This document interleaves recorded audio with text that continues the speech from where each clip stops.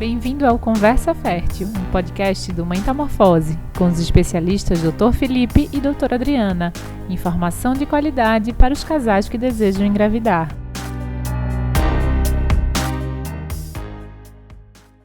Oi, pessoal, boas-vindas. Esse é o nosso 4º episódio do podcast Conversa Fértil. Hoje a gente está trazendo uma convidada super especial, doutora Sandra Moura, né, que ela é psicóloga aqui do Espaço Metamorfose, especialista em perinatalidade e luto. E a gente vai trazer doutora Sandra para falar de uma temática muito importante, né, que é o impacto emocional no diagnóstico de infertilidade e tratamentos de reprodução assistida. Seja bem-vinda, Sandra. Obrigada, é um prazer estar aqui com vocês, né, e falando desse tema que é tão importante, que precisa de muita visibilidade, porque o que torna resistente a entrada no tratamento é justamente não poder olhar isso como uma forma normal, naturalizada. Então, quanto mais pudermos falar disso, melhor. Né? Eu sou Sandra Moura, psicóloga perinatal, como a Dulce falou, terapeuta do luto e cuido desses lutos, né, da infertilidade. Ótimo, seja bem-vinda, Sandra. Adri, vamos começar então falando sobre qual é a relevância dessa temática no dia a dia, né, do consultório de reprodução assistida.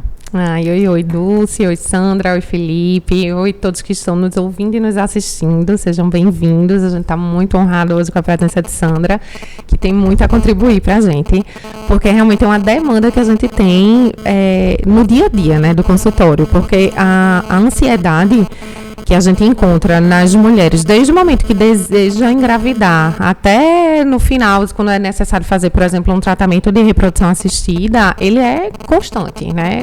A raridade é uma mulher que esteja muito tranquila nesse processo.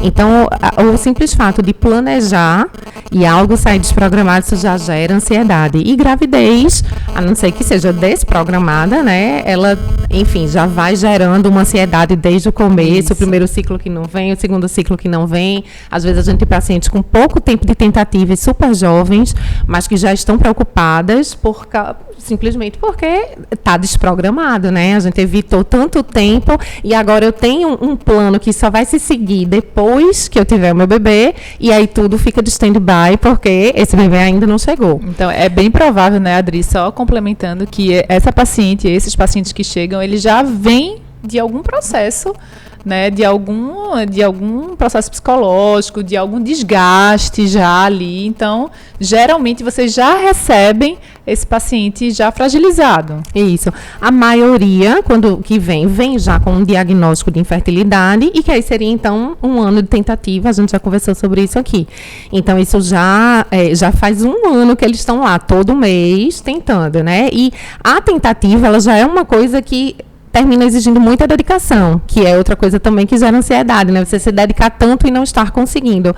Então, todo mês a mulher está lá, olhando em aplicativo, contando quando é o dia fértil, vendo se tem muco, né? Aí, muitas vezes, pós-ovulatório, muda o comportamento, não vou beber, porque pode ser que eu esteja engravidando, fica preocupado com medicações, tratamentos cosméticos, cirurgia plástica, enfim, todo o restante da vida como mulher já começa a ser um pouco abdicado, né? Desde o momento que a gente decide que a gente está querendo ali engravidar. E aí, quanto mais tempo demora, mais a gente está adiando outras coisas das nossas vidas, né? Que vão gerando ansiedade. Procurar um profissional de infertilidade, né? Gera a ansiedade de estar reconhecendo aquilo. E os tratamentos de reprodução assistida geralmente demandam muitas idas ao consultório. Então, conciliar com o trabalho, né? Um simples coito programado é você, às vezes, ter relação numa época que você, às vezes, não estava querendo, evitar uma viagem ou exigir do marido que ele deixe de viajar, porque vários cálculos para isso, né? Até a fertilização, que aí realmente tem todo um investimento emocional, físico, né? E que com certeza termina gerando muita ansiedade, né? Felipe, a Adri trouxe também um pouco, né, do que ela recebe em consultório, principalmente de mulheres, mas fala um pouco sobre o impacto, né, disso para o homem, né, a resistência que a gente sabe que já existe. Qual é a tua experiência em relação a isso? Vamos lá. Então, primeiramente, olá, Dulce, olá, Adriana. Sandra, é um prazer ter você conosco hoje. E olá a todos aqueles que nos ouvem, nos assistem. E quando a gente fala do homem, né, do impacto psicológico, nós trazemos um outro ponto, que é o seguinte: no imaginário masculino, fertilidade está muito relacionada à virilidade, à função sexual. E eu também sou especialista na parte de saúde sexual masculina, vejo muito o impacto negativo na função sexual do homem, mesmo sabendo que as causas de infertilidade masculina, na grande maioria dos casos, não tem nada a ver não são ligadas à questão sexual, mas esses homens, eles vêm com queixas sexuais, eles vêm com ejaculação precoce, com a diminuição da libido, às vezes até disfunção erétil, pelo impacto psicológico. E às vezes é isso também que retarda a procurar ajuda. O homem fica envergonhado dessa situação, e mesmo quando ele não tem nenhum problema da esfera sexual, ele ainda assim acha-se menos viril do que outros, e aí demora muito a procurar ajuda, não conversa com outras pessoas sobre isso, e vão ser pontos que a gente vai discorrer com o andar da nossa grande conversa hoje. Muitas vezes chega a ser uma barreira à investigação e ao início do tratamento, porque tem homens que simplesmente se recusam, né, a fazer um espermograma, por exemplo, e aí a investigação do casal trava, e você não tem como, né, propor um tratamento. Exato, né? A gente já até comentou aqui em outros episódios a importância, né, da união, de fato, do casal, quando existe essa questão da infertilidade, né? A gente sabe, na maioria dos casos, a gente sabe que a mulher que toma a frente disso, inicialmente é uma preocupação da mulher, afinal também está no corpo da mulher, ela que acompanha, né, aquela menstruação que vai chegar, aquele ciclo ovulatório, procura entender. Hoje o acesso à informação é enorme, então essa mulher, ela estuda, né, praticamente quando existe uma dificuldade aí de 1-2 meses, né, então a inserção do homem nesse cenário, né, ela é mais complexa. Sandra, a gente queria também perguntar para você como é que se dá, né, essa desprogramação do casal e quais são os efeitos existentes. Então, como a doutora Adriana falava, essa questão da programação, a gente vive muito pautado em planejamento. Isso faz parte da vida rotina, toda, né? E na contemporaneidade isso de forma muito maior, né? Se a gente for pensar, tudo a gente tem um planejamento. Então, casei, vou estudar, vou trabalhar, vou ter um filho depois, como se você pudesse controlar tudo isso.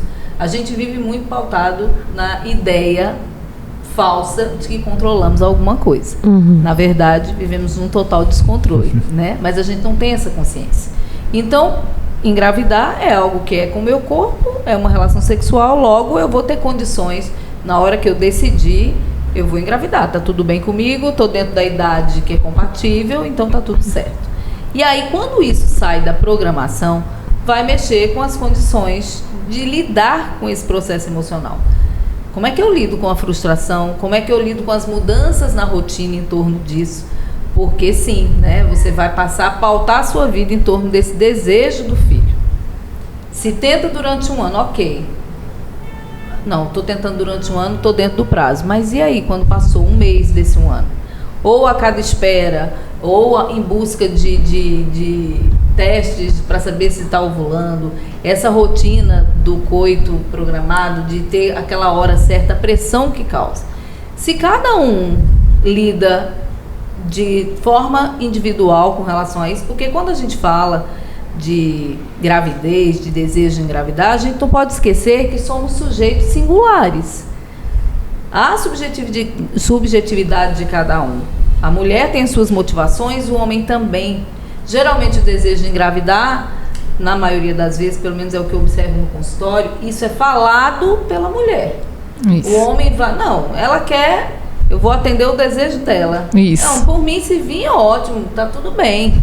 Mas ela que está querendo mais. Por isso também eles resistem mais em procurar, tanto que se investiga primeiro nela. Então a mulher, ela concentra muito isso.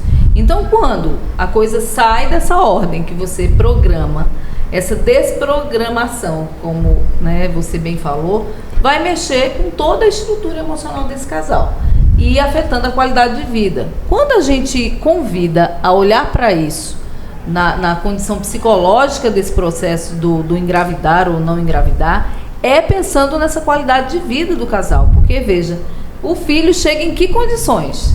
Se a gente parte do princípio que para trazer aí, qual é a sua motivação de ter um filho? Um filho para quê? para completar minha família, para eu ser feliz, para eu dar continuidade.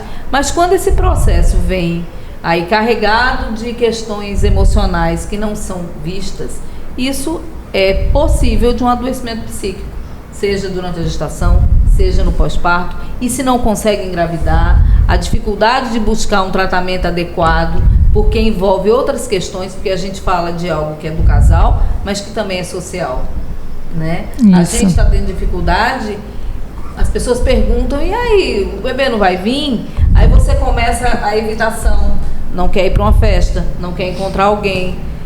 Aí mas a minha família toda engravidou, ninguém teve problema, porque eu estou tendo dificuldade. Então, existe uma resistência até em buscar uma ajuda profissional, uma orientação. Então, poder pensar o seguinte, vamos para a psicóloga, mas não é a terapia em si, não é um processo psicológico, é um aconselhamento, é um apoio, para que você olhe o seu limite emocional e faça suas escolhas. Porque, mais uma vez, somos singulares. A dificuldade de um pode não ser a dificuldade do outro. A família inteira pode ter tido filhos, ninguém teve dificuldade, mas a sua história é a sua história. E cuide dela, né? Com as suas particularidades. Isso. Eu acho que também entra nesse meio de achar um culpado também, né?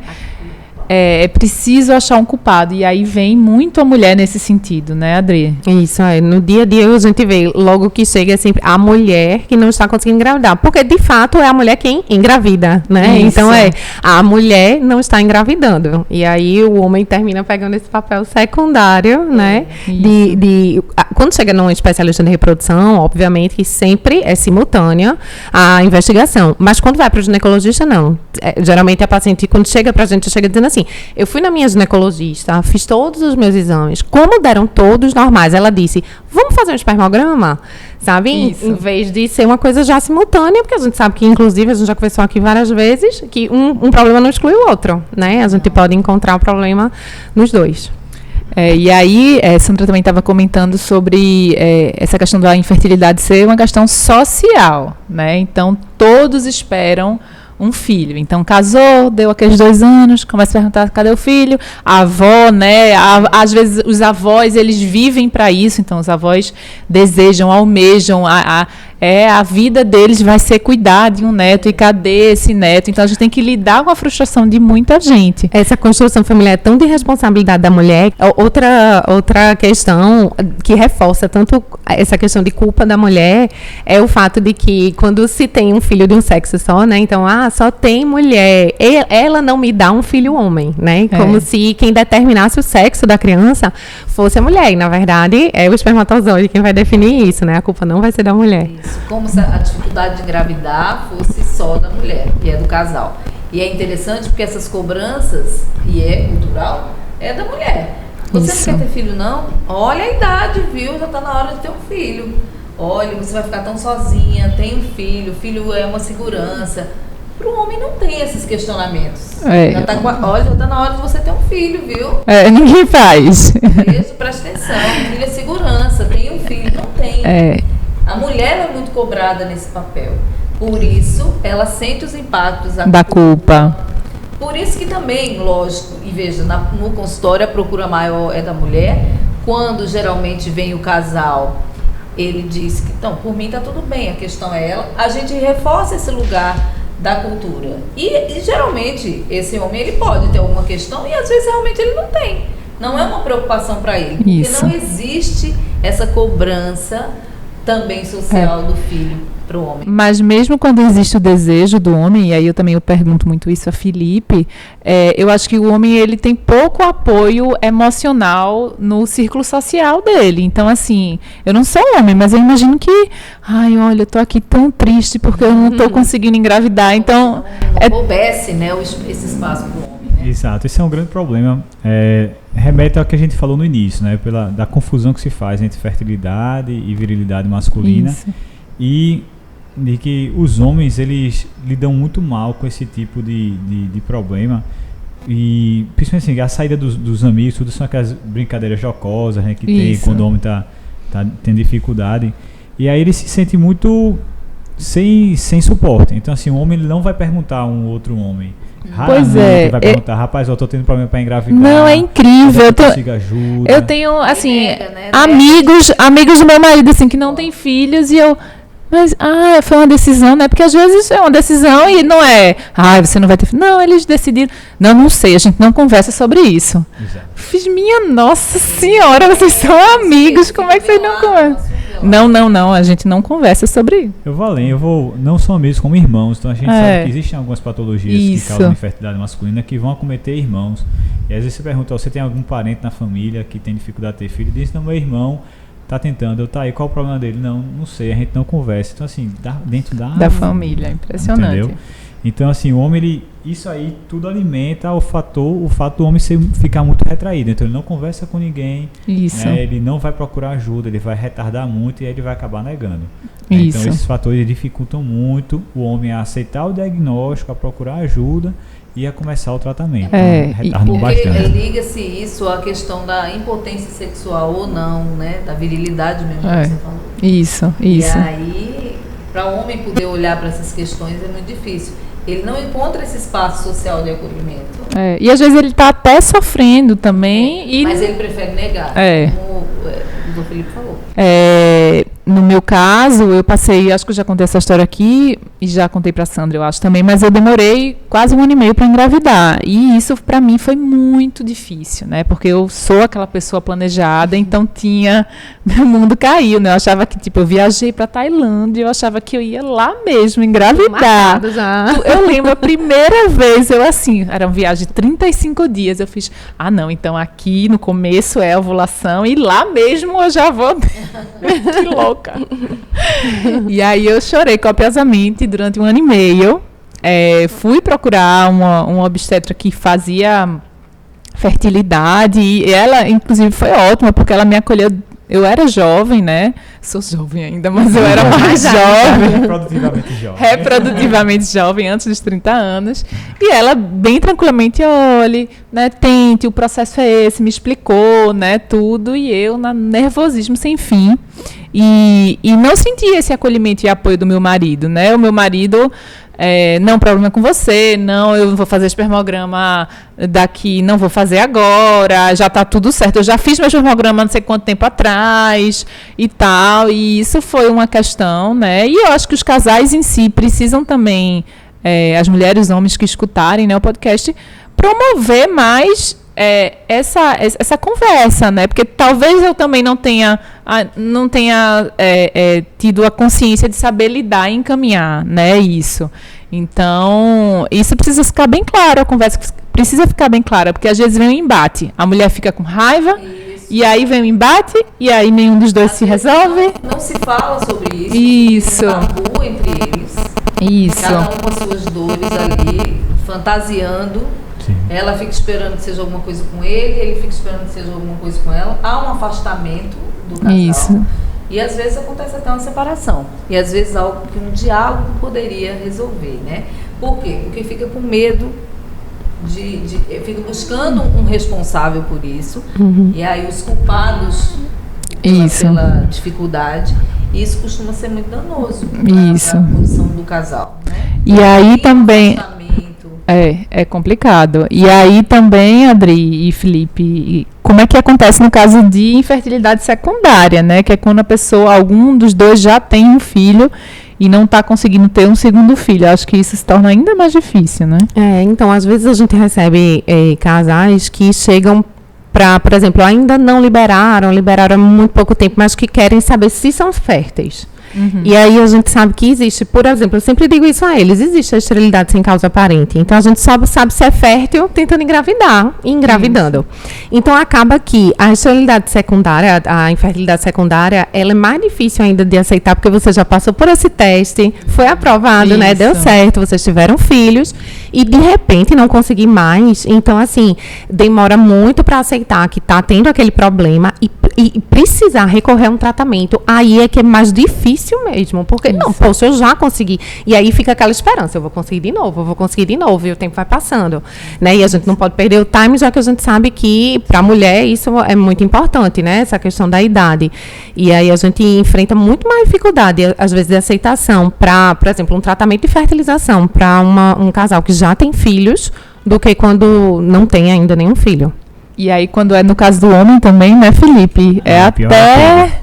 Já existe a dificuldade de aceitação. Então, assim, piora tanto se o filho foi com a mesma parceira que ele está agora, como se o filho foi com uma outra parceira. Então, assim, aí fica uma situação muito complicada, porque o homem, geralmente, ele vai jogar todo o peso nas costas da mulher, porque ele não compreende que a fertilidade é uma coisa dinâmica.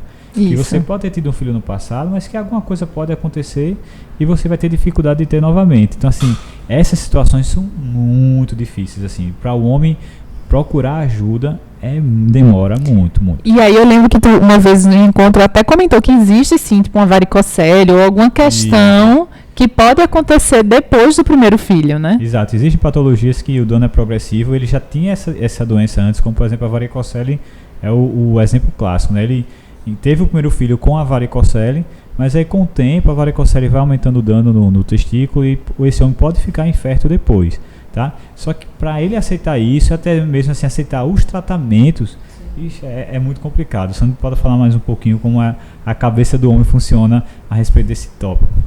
Pois é, e por isso que é tão importante o aconselhamento, o apoio psicológico nesse momento, porque a dificuldade de se falar de certas coisas entre o casal ou entre os amigos, porque geralmente é um assunto velado, né? Na terapia há uma possibilidade de conversar sobre isso e olhar para esses pontos. Quando é um casal que ou ele já tem um filho ou ela já tem, isso costuma ser muito maior, porque o homem já teve um filho, para ele é uma garantia. Isso. Então, mas eu já tenho um filho. E às vezes até a mulher mesmo chega e diz, mas ele, então é a minha idade, porque ele já tem outro filho. A mulher também puxa essa responsabilidade para ela. E, na verdade, é uma questão que precisa ser investigada, precisa ser cuidada.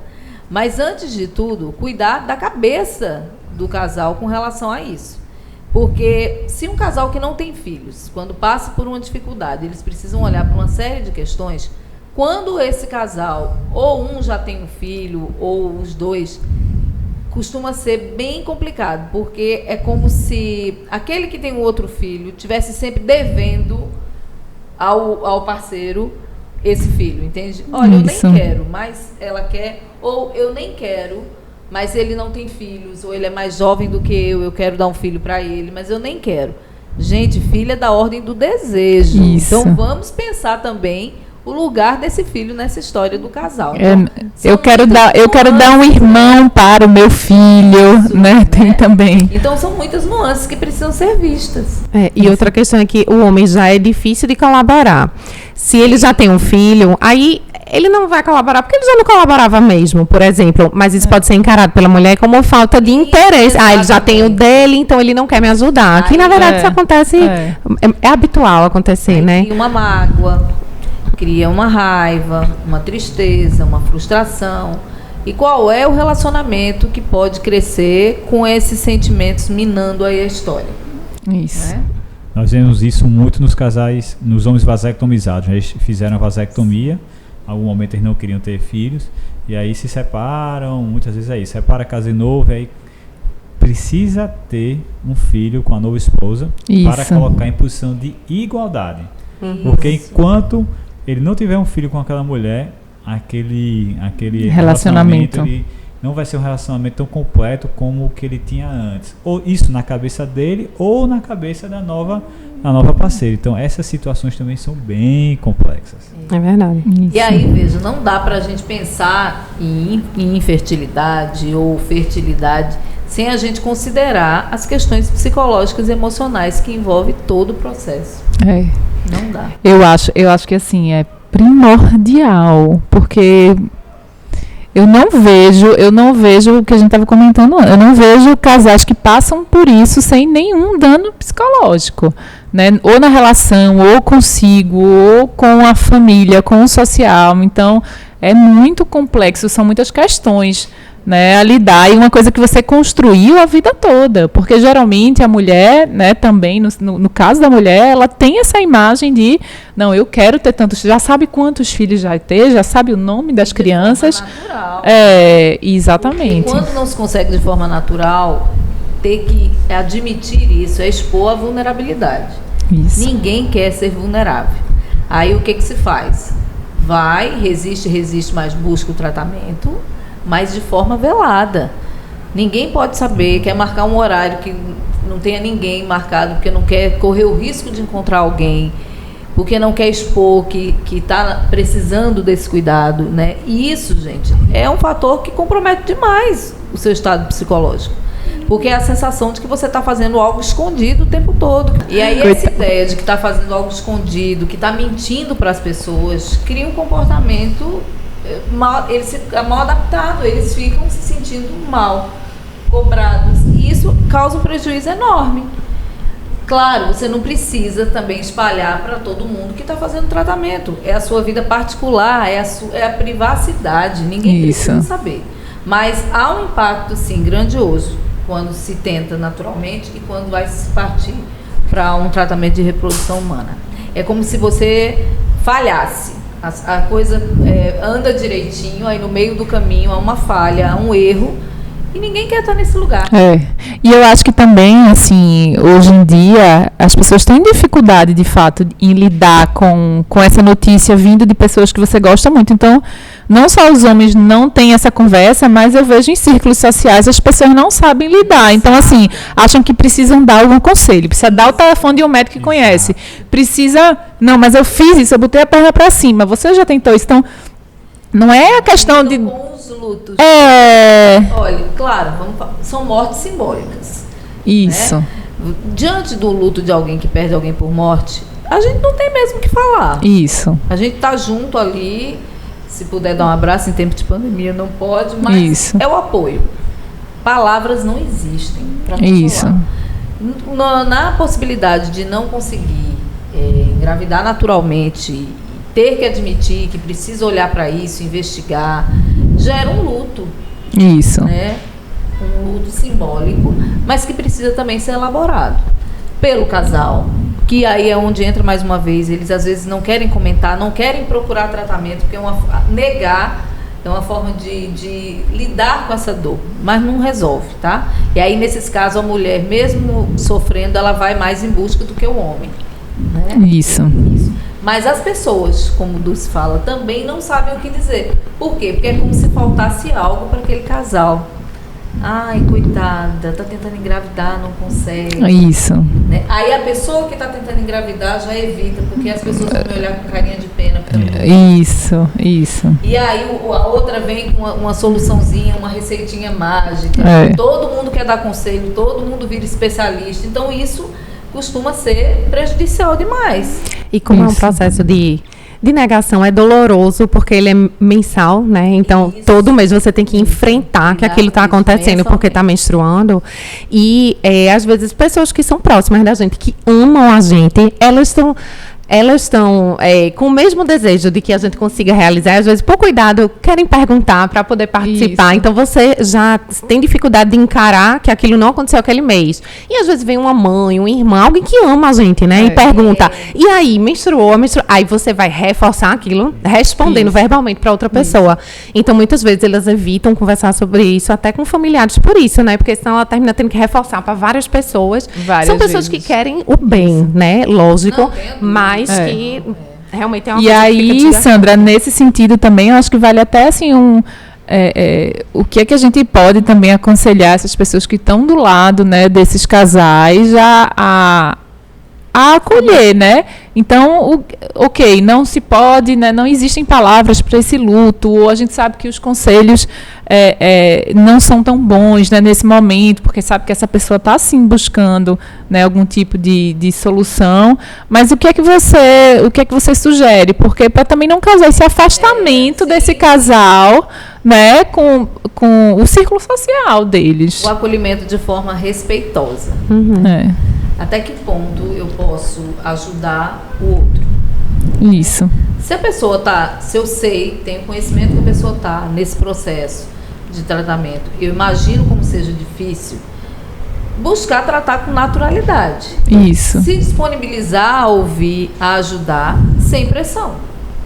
Aí Isso. vocês estão, tá tudo bem, tô aqui. Se precisar de uma conversa, de uma ajuda, mas não aquela coisa meio que às vezes sai, não é por maldade não, a gente tenta realmente ajudar o outro, né? Dá a mão, mas são situações que não há como. Então a melhor forma, o acolhimento respeitoso é dizer assim, tô aqui, se você precisar, eu tô aqui para dar um ombro, a mão, Isso, para escutar, né? Para ouvir, para escutar, né?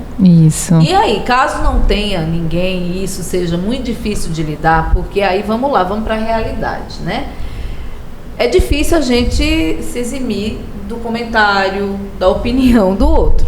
Vamos ser realistas, Sim. né? O ideal seria esse acolhimento respeitoso, onde eu me coloco à disposição do outro e o outro me procura e eu estou ali para ajudar. Mas a gente sabe que às vezes não funciona assim.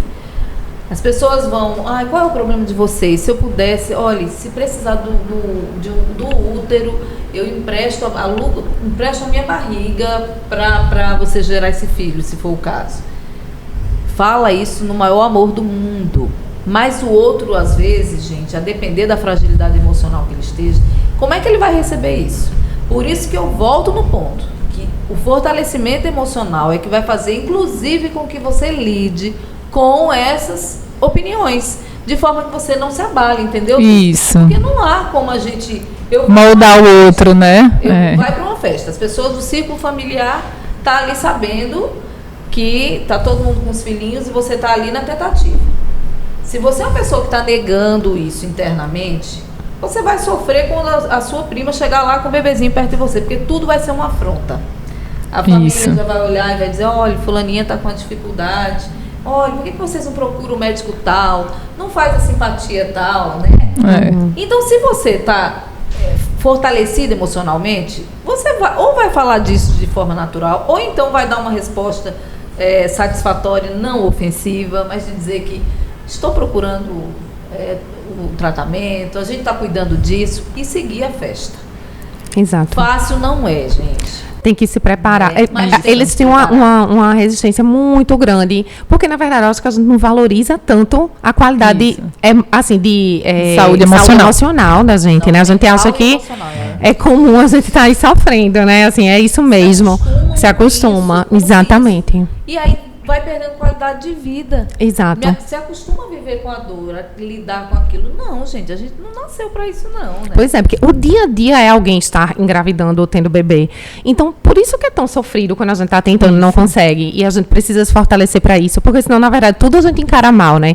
Tem paciente que chega e diz, poxa, eu fiquei chateada porque fulano engravidou e eu fui a última a saber. Ou seja, ficaram receosos de falar e parecer um afronto. Muito. Por outro lado, se liga e diz, aí ligou para dizer que estava grávida. Então, assim, a gente vai sempre estar interpretando de uma forma, trazendo sofrimento, se a gente não tiver bem resolvido. É geralmente pautado da forma que você está emocionalmente. Isso, frágil, né? Se está fragilizada, se contam, você se fragiliza porque contou. Se não conta, se fragiliza porque não contaram, né? Exatamente. Isso é muito real. A gente está trazendo diversos assuntos relacionados à infertilidade e eu vim aqui também relembrar que a gente vai ter um outro podcast que a gente poderia adentrar nos aspectos psicológicos também de um caminho, né, para a infertilidade, opções, ou seja, adoção, doação de sêmen, banco de sêmen, doação de óvulos ou embrião. Mas de uma próxima vez a gente retorna com Sandra aqui também, porque eu acho que essas opções, né, precisam também desse acolhimento psicológico. Felipe, eu vou seguir, né, perguntando aqui, quando é que é indicado uma cirurgia, como é que o homem recebe isso, né, psicologicamente? Felipe, já ri, já. Infelizmente, a grande parte das causas masculinas de infertilidade elas vão ser resolvidas com adequação do estilo de vida, com tratamentos antioxidantes, algumas medicações. Mas existem sim algumas causas que vão precisar tratar com algum procedimento cirúrgico. A varicocele é a mais comum, mas aí tem uma causa específica que realmente impacta muito o homem, que é quando o homem tem uma azospermia e precisa fazer uma cirurgia de extração do espermatozoide. A azospermia é a falta de espermatozoides sadios no sêmen. Que podem estar lá presos. Exato. A azoospermia é a ausência de espermatozoide no sêmen. Quando o homem faz o espermograma, não tem nenhum espermatozoide. Pode ser tanto por uma falha de produção, ele realmente tem dificuldade de produzir espermatozoide, ou pode ser como uma obstrução. Ele produz normalmente, mas o espermatozoide não sai. Mas o fato de você fazer, o homem já não quer fazer um espermograma, né? Porque ele já tem certeza que não é nenhum problema com ele, porque quem engravida é a mulher, a maior parte dos casos o problema é da mulher. Na cabeça dele a gente sabe que não é assim, né? Metade. Mas aí quando ele faz o espermograma e vem sem espermatozoide nenhum, e aí geralmente o laboratório vai ligar para ele, vai pedir para ele voltar para fazer outro. Então isso aí já começa a gerar uma ansiedade enorme. E quando ele recebe o exame confirmatório dizendo que realmente não tem nenhum espermatozoide no sêmen, aí a situação fica muito complicada, porque a primeira coisa que vem na cabeça é: sou estéril, nunca vou poder ter filhos. E na verdade isso não é o que vem só na cabeça dele, não. Muitas vezes é o que o médico que está acompanhando o primeiro contato dele fala. Se não for um médico especialista em infertilidade, ele não consegue vislumbrar que um homem que não tem espermatozoide pode ter um problema que é solucionável. Não. Muitas vezes, mas infelizmente muitas vezes esses casais eles chegam para mim dizendo: doutor, a gente foi em um médico que disse que eu não poderia ter filho, que eu tinha que fazer uma adoção ou usar um doador de sêmen. Então isso destrói o homem. É uma sentença que... Exato, destrói. E muitas vezes isso impede o casal de procurar ajuda mais adiante. Entendeu? Quantos casais, meu Deus, eu fico me perguntando, quantos casais pararam no meio do caminho porque tiveram um diagnóstico desse, e a questão não é dar o diagnóstico, a questão é como você dá, né, de que forma e que possibilidade de tratamentos você oferece a esse paciente. Então assim, acho que muitos casais ficam no meio do caminho e abandonam o sonho de ter filho.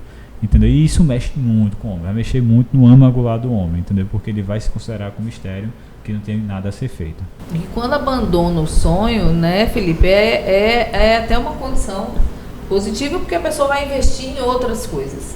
Mas quando passa a vida carregando essa falta, exato, né? Esse luto de não ter um filho, essa ausência de formar essa família, é bem difícil.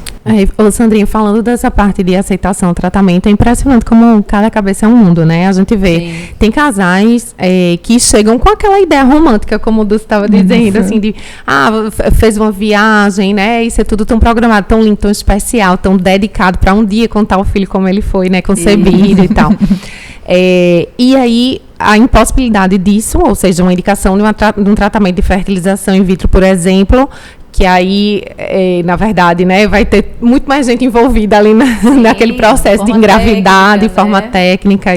Então, aquilo dali já destrói uma parte do sonho, porque o sonho depende de como você constrói, né? Às vezes o sonho é ter um filho, às vezes é a forma de ter o filho está envolvido, né? Isso. E aí, já tem casais que são extremamente práticos, né? Tentam 6 meses, não conseguem engravidar, chega lá, doutora, eu, assim, realmente preciso da minha programação, e, assim, o tratamento mais eficiente é uma FIV, então vamos começar, né? Então, como as pessoas encaram diferente, né? Como cada um cria a formação desse sonho, né? Sim.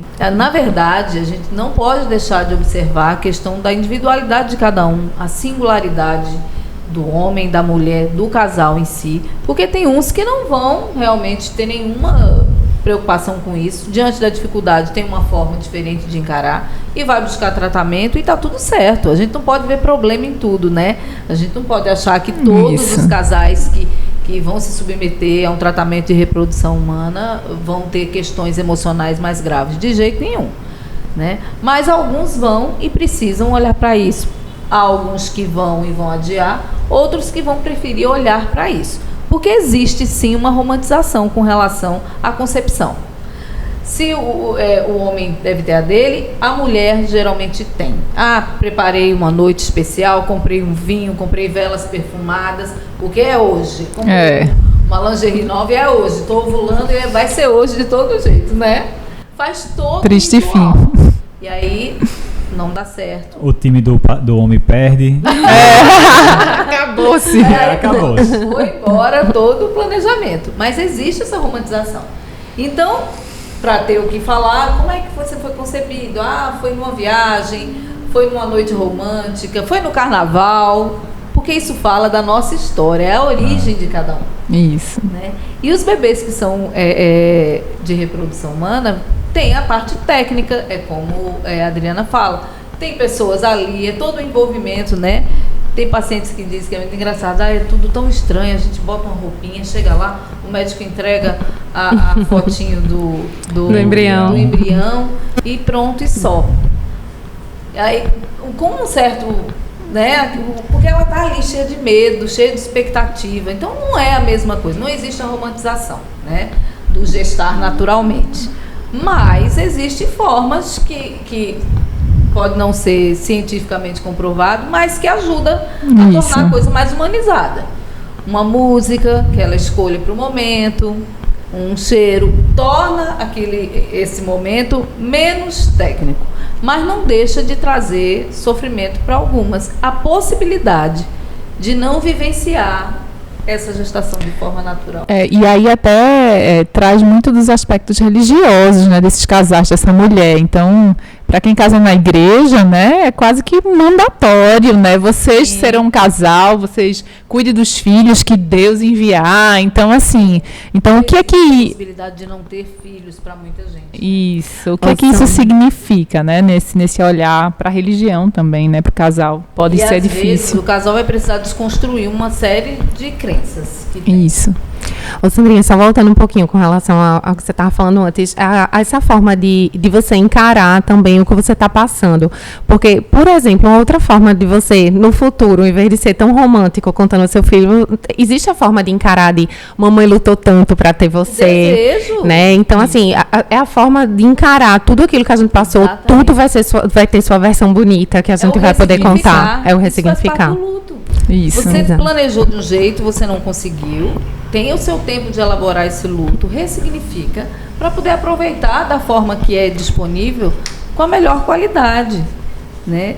Com qualidade de vida, sobretudo, sem tanto tabu. A medicina está aí, se existem os tratamentos disponíveis, é porque é importante, alguém vai precisar usar eles e está tudo bem.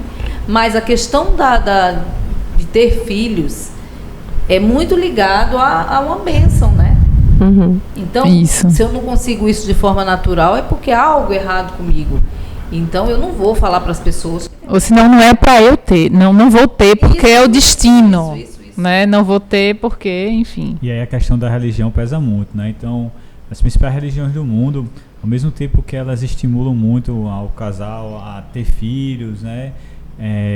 Quando o casal não tem, algumas religiões elas bloqueiam muito as perspectivas que esses casais têm. Então, eu tive a oportunidade de trabalhar em um serviço onde uma área que tinha muito judeu, por exemplo, e tinham alguns judeus ortodoxos que parte não podia fazer nenhum tipo de tratamento de fertilidade e outra parte eles podiam fazer desde que nenhum gameta, nenhum espermatozoide ou óvulo fosse desperdiçado, e para ter certeza disso é necessário que tivesse um rabino dentro da sala de cirurgia onde estavam sendo coletados os óvulos, estavam sendo coletados os espermatozoides. Então, assim, a religião ela tem uma influência muito grande. No nosso país, que é um país de maioria cristã, principalmente católico, existe uma grande diversidade de formas de interpretar o que a religião diz, né? Então, ao mesmo ponto que a gente vê casais onde são católicos, frequentam a missa, mas fazem seus tratamentos de fertilidade sem nenhuma oposição e até são apoiados pelos sacerdotes, temos outros casais que são no extremo oposto, né?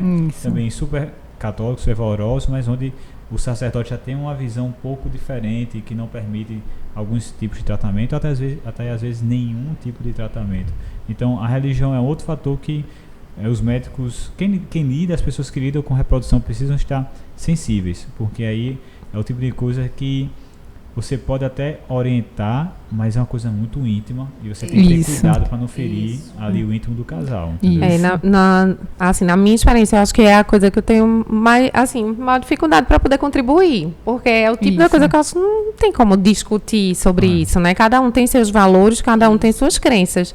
Então, outras coisas como, né, assim, saber lidar com, enfim, a gente tem como tentar trabalhar aquilo, mas a religião é uma coisa que, assim, a gente tenta informar tecnicamente como é que são as coisas, mas cada um vai ter que tomar a sua decisão. E a gente respeitar, obviamente. E aí eu acho que, Adri e Felipe, a especialidade que vocês escolheram é uma especialidade que precisa muito desse olhar, do cuidado, da fala, da compreensão. Eu acho que cada dia mais os casais eles buscam isso nos profissionais, nos especialistas. E a gente sabe como isso faz total diferença, né, no encaminhamento de um tratamento. Mas eu acho que tem também o limite onde vocês percebem que precisa existir um apoio psicológico, de fato, que o papel de vocês ele está sendo feito até onde é possível ser feito. E quando isso acontece, né? Como é que é feito esse encaminhamento? O que é que vocês, qual é a experiência de vocês em relação à aceitação? Se isso vem mudando? Então a gente termina criando um relacionamento, né, com os pacientes, porque muitas vezes só nós sabemos que eles estão fazendo tratamento, né? Nenhuma amiga, nenhum familiar. Então, acaba que toda a demanda que eles têm emocional, eles dividem com a gente também. E são muitos encontros, né? Muito frequente. Mas, assim, existe tanto as pessoas que vão estar, né, mais ansiosas do que... Porque ansiedade todo mundo vai ter, né? Mas existe um limite que você vê que está prejudicando ali a qualidade de vida da pessoa, que está prejudicando, às vezes, até organicamente, né? Dando sintomas. Então, essas pessoas precisam ir. E, muitas vezes, decisões difíceis, que a gente vai falar um pouco mais na frente, como, por exemplo, quando envolve doação, né? São poucas as pessoas que, assim que se fala, está super bem resolvida com relação a isso. Geralmente, a gente precisa conversar, explicar bem o processo. E é uma coisa que é um caminho que não tem volta. Então, tem que estar muito ciente de tudo antes de tomar esse caminho, que é uma alternativa altamente legítima, né? E ajuda muitos casais. Então, esses casais, eles precisam, no meu pensar, né? Passar realmente por uma conversa, né? Com um terapeuta. Pacientes que estão passando por tratamentos de preservação de fertilidade por diagnóstico oncológico, né? São pacientes que estão recebendo um diagnóstico de câncer e, ao mesmo tempo, ameaça a sua fertilidade. Então, são duas coisas que não tem como, né, não influenciarem no emocional. Então, essas pessoas também precisam, né, de um acompanhamento. Mas a gente tem uma resistência muito grande, Dulce, muito maior do que você imagina. Assim, tanto a terapia de uma forma geral, como uma terapia mais específica para esse ponto. Porque às vezes a gente fala, por exemplo, Sandra, a gente conversa, não, o paciente que vai para a oncopreservação, ela deveria ser meio que mandatório mesmo passar para uma avaliação com psicólogo. E, assim, às vezes mesmo, assim, fazendo parte do tratamento, às vezes existe essa negação de comparecer à consulta, por exemplo, entendeu? Porque é muito difícil, às vezes, ter que encarar muita coisa ao mesmo tempo, né? Então, a pessoa está cansada de pensar, né? Eu acho, assim, é muito desgastante. E aí a gente encontra uma resistência muito grande. Tem uma outra questão que é o seguinte...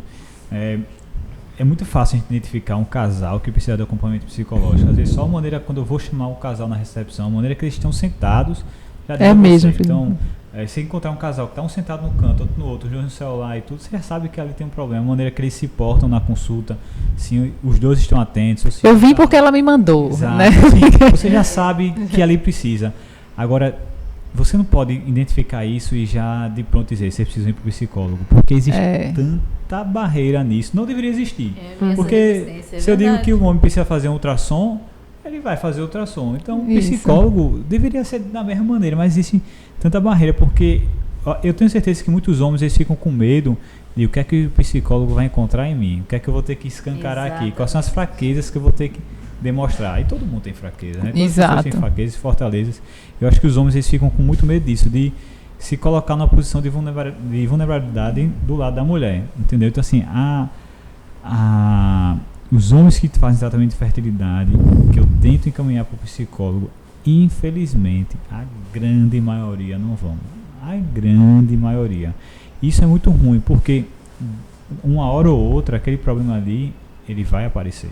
Isso. Então, se a gente não consegue solucionar isso antes de um processo de tratamento de fertilização, se o tratamento não der certo, ele vai aparecer. E se der certo, vai aparecer também, porque o filho é uma coisa que muda muito a dinâmica do casal, a cabeça do casal, como aquelas duas pessoas se relacionam. Então, se não está tudo muito bem resolvido, não é um filho que vai resolver. Não é. Exatamente, exatamente. E aí, a gente pensa, né, nesses meios de comunicação, no podcast, nas mídias sociais, que vocês três, né, utilizam como especialistas nisso, em levar essa informação de fato, para que essa aceitação seja parte desse processo, né? Então, por isso a importância da gente sempre trazer a temática. Então, quem estiver escutando a gente, quem estiver nos visualizando, encaminhar esse podcast, esse vídeo para aqueles casais, para aquela família, para aquela rede de apoio que faz parte da sua vida, que a gente sabe, né, que é de extrema importância. E aí, como mensagem final, Sandra, eu peço também para você amarrar, falar sobre essa importância do apoio psicológico nessa fase. A saúde mental não é palpável. Justamente por isso, existe uma resistência maior em buscar ajuda psicológica. Sem contar que ninguém quer mostrar suas vulnerabilidades. É muito difícil a gente admitir que precisa de uma ajuda. A gente é muito... A questão egóica de achar que a gente resolve as nossas próprias questões. Eu não vou para a psicóloga para ficar lá falando da minha vida para uma estranha que eu nem conheço. Parto desse princípio. A gente não enxerga o cuidado com a saúde mental como um complemento para a sua saúde física. Mas muitas doenças físicas, elas estão ligadas à saúde mental. As doenças psicossomáticas estão aí para provar isso. Quando Dulce falou da questão dos 30% de causa não aparente para a infertilidade, a gente precisa investigar aonde não se olha. E muitas vezes as questões podem estar ligadas às questões psicológicas. Então vejam o quanto é importante. Porém, a psicologia ela é muito carregada de estigmas ainda. Tá? Pronto, o Felipe falou exatamente isso. Ele enxerga, mas há uma dificuldade de mandar. Porque como é que a pessoa vai receber? Para uma ultrassom eu vou, mas o psicólogo está achando o quê? Que eu tenho algum problema? Né? A pessoa já se arma na defesa. Então, a grande importância é que a gente entenda que o cuidado com a saúde mental ela é uma extensão do cuidado que a gente tem com a nossa vida. E no caso da infertilidade, que traz tantas outras questões, porque não é só a questão de ser fértil ou não, mas é a formação de uma família, é um filho, é o casal, é o desejo, o quanto isso vai mexer na dinâmica do casal, desde a tomada da decisão pelo tratamento de reprodução, pelo que vai vivenciar o casal, seja de procedimentos, seja de condição financeira, de toda a ordem, da questão social. Então, tudo isso está intrinsecamente ligado ao cuidado com o seu emocional. Quanto mais fortalecido você está, maiores são as chances de vivenciar esse período de tratamento de forma adequada, porque tem chances de engravidar, mas também tem as chances de não. O mesmo 1% da sorte é 1% do risco, né? Se a gente for pensar. Mas se deu certo, maravilha, eu vou encarar super bem. Mas e quando não dá? Como eu vou lidar com as frustrações? Qual é o meu limite emocional de continuar estabelecendo aí o tratamento? Como é que isso vai ser vivido? Como é que esses lutos vão ser vividos? Como é que esse casal conversa? Então, na terapia, é o lugar da gente poder falar dessas emoções, do seu limite emocional, de como é vivenciar cada etapa disso. E não precisa, às vezes a gente pensa que vai passar o resto da vida. Não, a gente vai para poder entender qual é o seu momento de ser mãe e de ser pai, né? Lembrando que filho é da ordem do desejo, sim, mas pode ter ajuda profissional para a condução disso sem nenhum problema. Se é filho que você quer ter, não importa se é natural, né? Se você vai passar por um tratamento ou vai ter uma adoção aí no meio do caminho. Ou até, se vocês descobrem no meio do caminho que não ter filho, vocês podem ser felizes do mesmo jeito, né? Isso. Esse desejo de ter filho é seu ou é do outro, ou é da sociedade? Então, são reflexões que cabem dentro do setting terapêutico. São essas coisas que a gente vai trabalhar dentro do consultório. Ai, perfeito, Sandra. Queria agradecer a sua presença, agradecer a doutora Adriana e doutor Felipe também. Achei que foi um episódio riquíssimo, riquíssimo, e vou reforçar aqui a minha comunicação para vocês compartilharem, enviarem para os familiares, para algum amigo que está passando por essa situação, que eu tenho certeza que vai ajudar. E assim, só para complementar, as chances de sucesso, não é que o papel psicológico vai influenciar, mas a qualidade do processo vai ser infinitamente melhor. A jornada é diferente. A jornada é diferente quando você pode contar com isso, né? Com esse apoio. Isso. E se permite, né, esse apoio. Então, quero agradecer, quero a Sandra reforçar aqui, do mesmo jeito que você estava falando aí de setting, né, terapêutico, é entender que é diferente de uma conversa com uma amiga, né, não é desabafar, não é ir para uma pessoa para desabafar, então ela não precisa lhe conhecer de antes. Existe uma técnica, existem estudos, a pessoa, né, vai saber como conduzir de forma a você mesmo se resolver, né? E encarar as coisas de uma forma que lhe traga menos sofrimento, realmente. Se preparar para as dificuldades da vida, né? Então, dor, né? Isso. Então, assim, é importante a ajuda de um profissional, né? Isso daí traz muito benefício para a qualidade de vida da pessoa, né? Independente de qual tipo de tratamento ou qual causa de infertilidade. Então, obrigada, Sandra. Isso é um tema que assim, faz parte do nosso dia a dia, que todo mundo precisa realmente desmistificar. Né? Então, obrigada por poder contar com você. Obrigada, Felipe. Obrigada, Dulce. Obrigada a todos. Um abraço a todos, espero que todos tenham gostado muito dessa conversa, foi muito boa. Sandra trouxe realmente, foi muito clara na importância do acompanhamento psicológico, né, para tentar diminuir um pouco o impacto que o diagnóstico de fertilidade, os tratamentos, né, e o resultado dos tratamentos tem na vida desses casais. Então, um abraço a todos. Obrigada, tchau, pessoal.